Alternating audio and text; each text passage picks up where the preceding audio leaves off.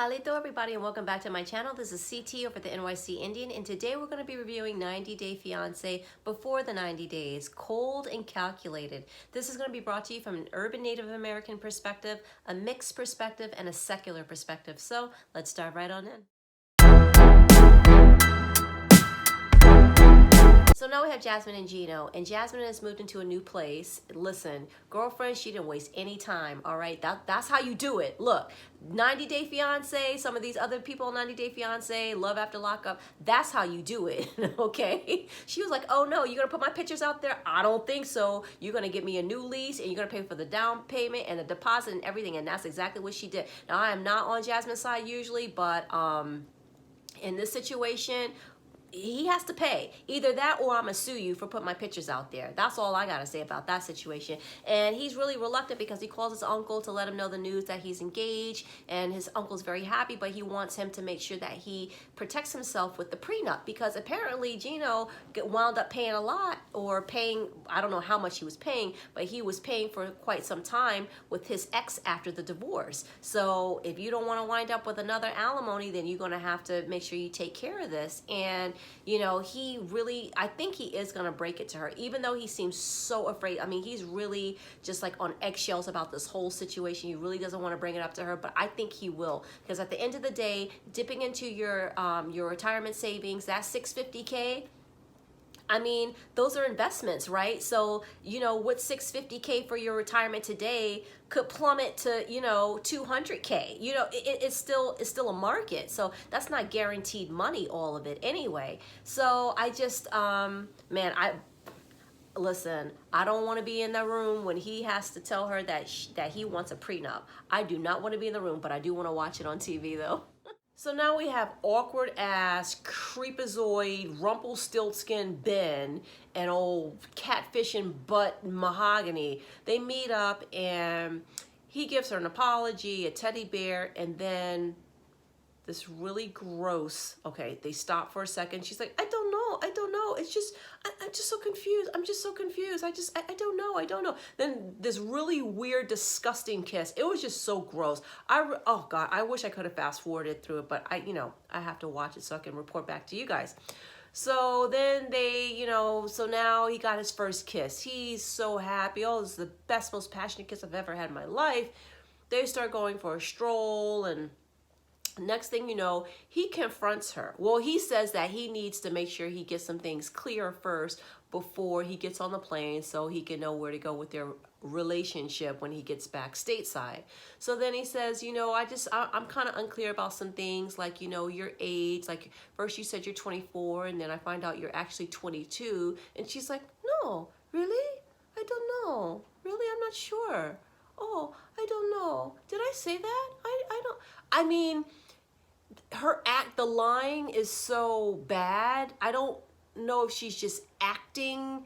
Maybe her friends, it was a bet, a dare or something for her to come on the show. It's something so off. I mean, we need to get the people from MTV's Catfish on the case, because this is just like too creepy, right? I mean, just what exactly is going on with this girl? I'm not sure, because it doesn't seem like she's in it for money. I mean, is she in it for fame? I mean, she doesn't strike me as someone who's in entertainment, especially in Latin America. I mean, you don't have all that body positivity and stuff like that from what I've seen watching Latin television. Like, they want the very sexy. She's not like that, right? She's like a regular girl. So it doesn't seem like she's trying to be an actress, but I don't know. What is it? It doesn't make any sense to me. And she says, well, she keeps acting like she doesn't know what he's talking about. Then she finally says, oh, well, there's a lot of things I don't know about you. I didn't know about you not getting along with your ex-wife. Girl, listen, if you're going to lie, you're going to have to rehearse your lines better than that. Who the hell gets along with it? Well, maybe some people. No, I shouldn't say that. There are people that do get along with their exes. But who would sit up there and make that a criteria for whether you're going to be with the person or not? I need to see if you're friends with your ex, and if you guys have a good relationship, then I'll be with you. The hell out of here. Come on. Mahogany, nobody's that stupid. That name, Mahogany. I mean, the name says it all. Like, okay, living in Peru, I cannot imagine her walking around with the name Mahogany unless she's a drag queen, you know, or something like that. It just like her English, how like the accent slips in and out. Her English seems to be quite well.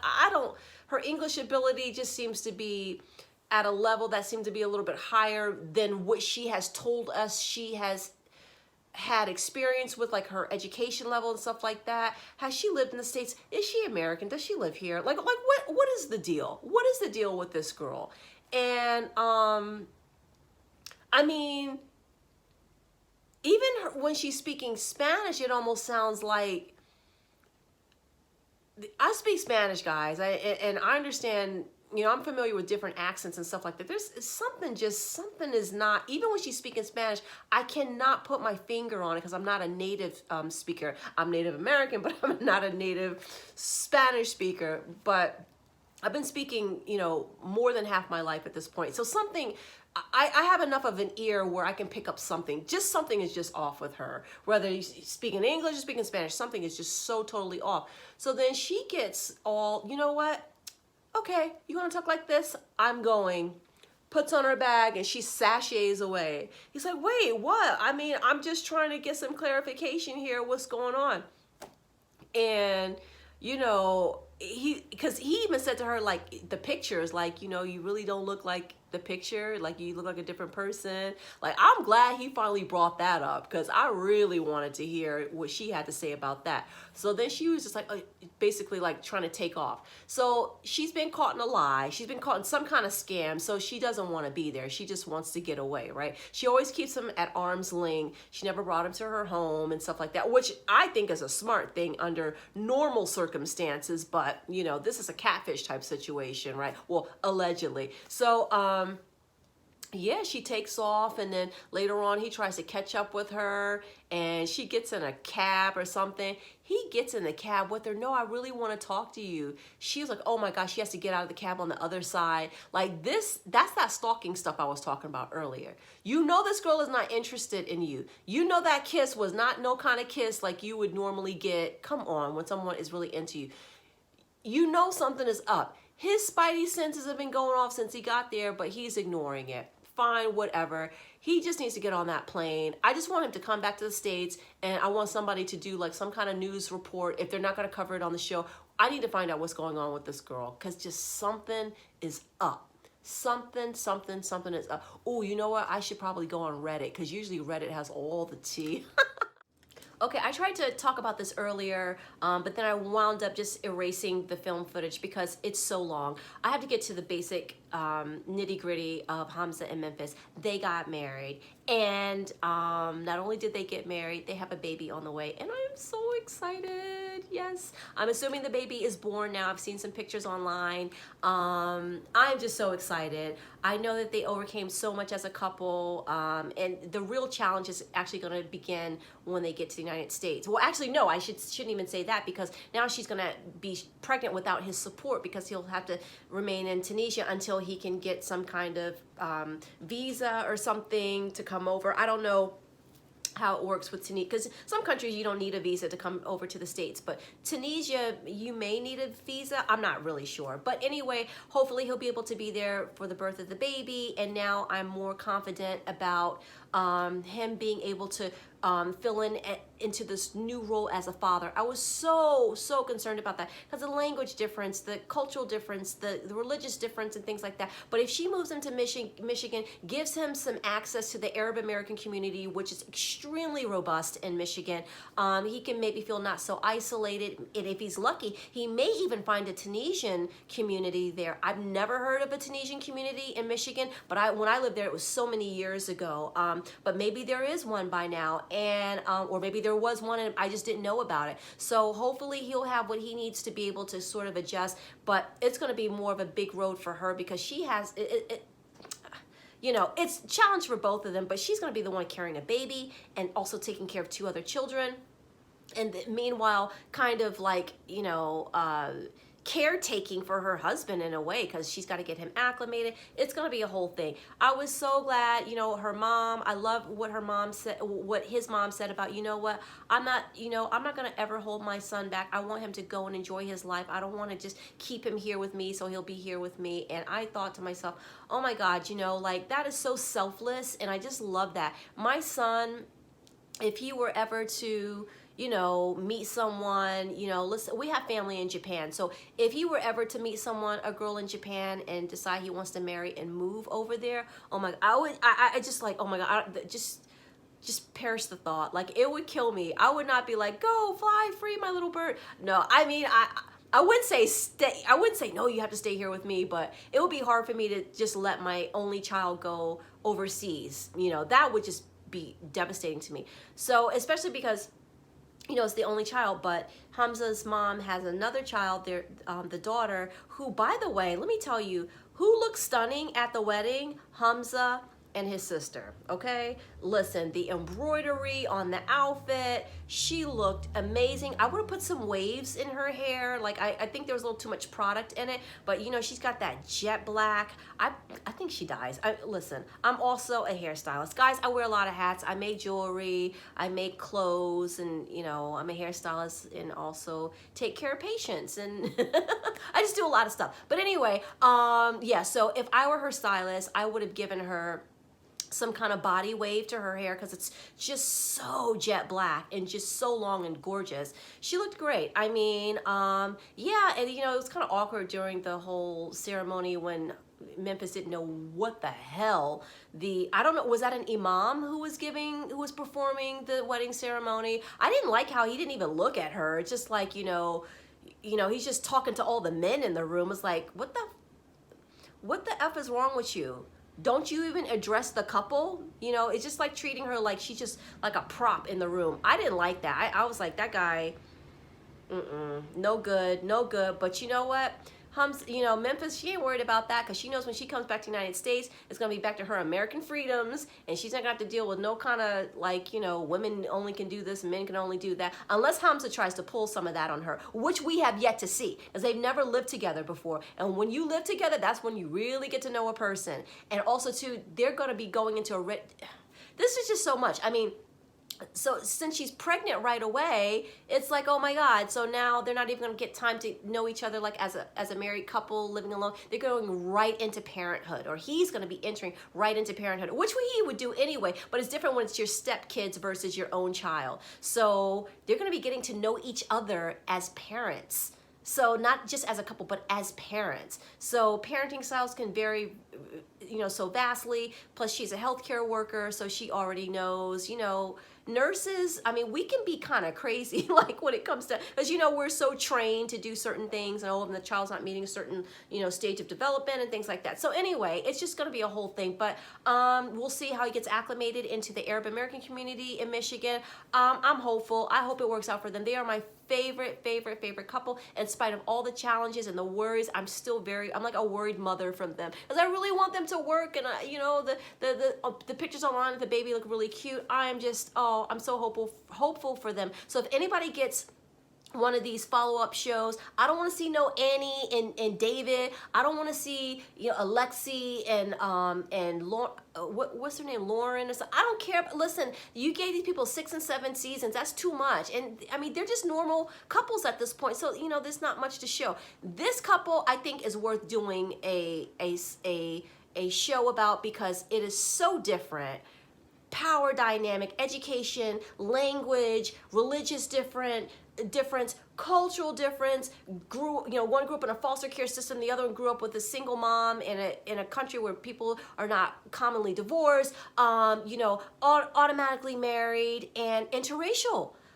This is interesting. All right, TLC, that's who you give a special about, not these other couples. I mean, they're boring in a good way, because they're doing well, right?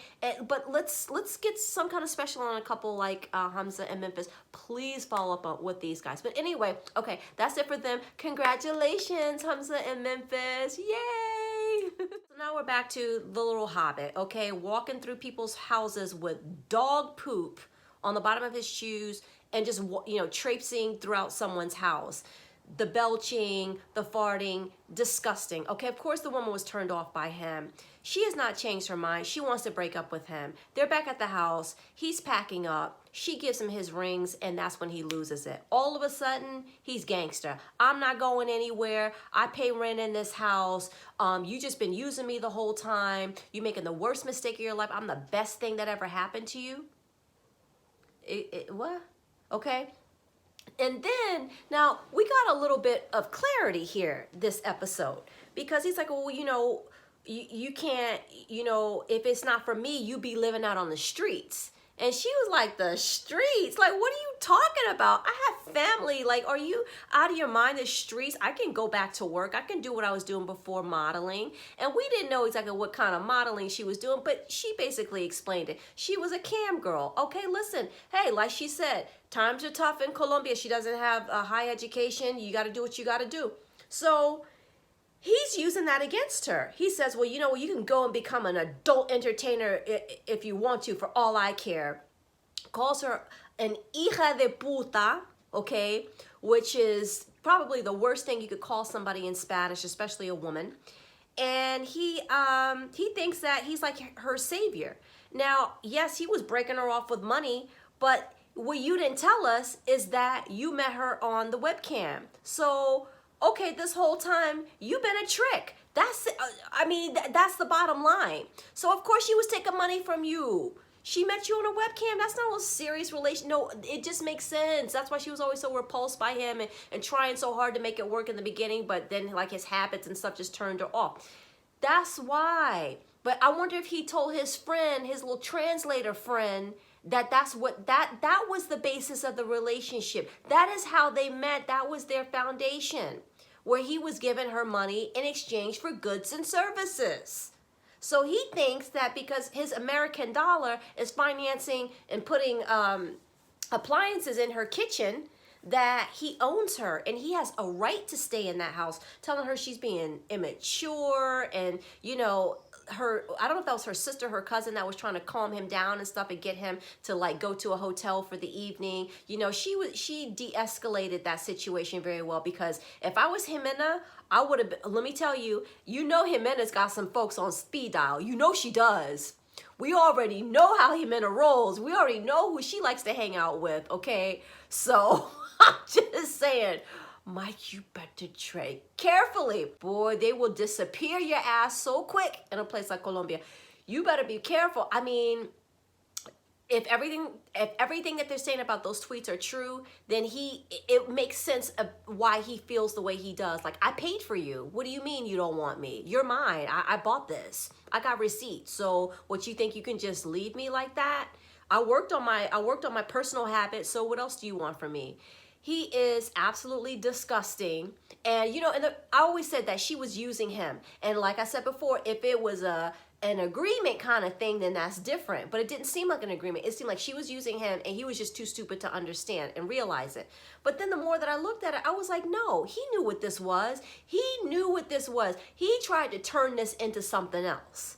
But you don't go to the strip club, you don't go to the stroll, your local stroll, if you know what I'm talking about, and try and turn people into spouses. No, you meet under certain circumstances, and those define usually what kind of relationship you're going to have. Now, maybe he felt charmed by her, and when he met her in person, he just knew he wanted to marry her or something like that, but you're stupid. I just can't believe the way he thought that he just owned this girl like that. She's like, I don't need anything from you. I don't need you to eat. I don't need you for shelter. I can work. I can get, she's a nail tech. She can still work doing nails. You know what I mean? Yeah, it's going to suck to have to go back to work when somebody's been sending you money, but she's a smart girl. She knows how to, you know, feed her kids and stuff like that. I mean, well, she's smart enough. Hopefully next time, listen, Jimena, get him out of your house and call la policía if you have to.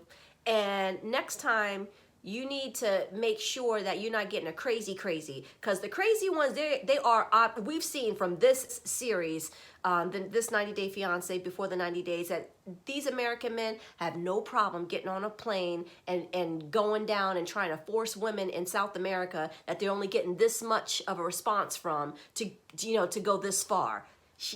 they're not reading the sign. They don't care. They're like, no, but I'm here. What do you mean? You know, like this kind of is almost stalkerish. Like, well, you think you're gonna bully her into marrying you?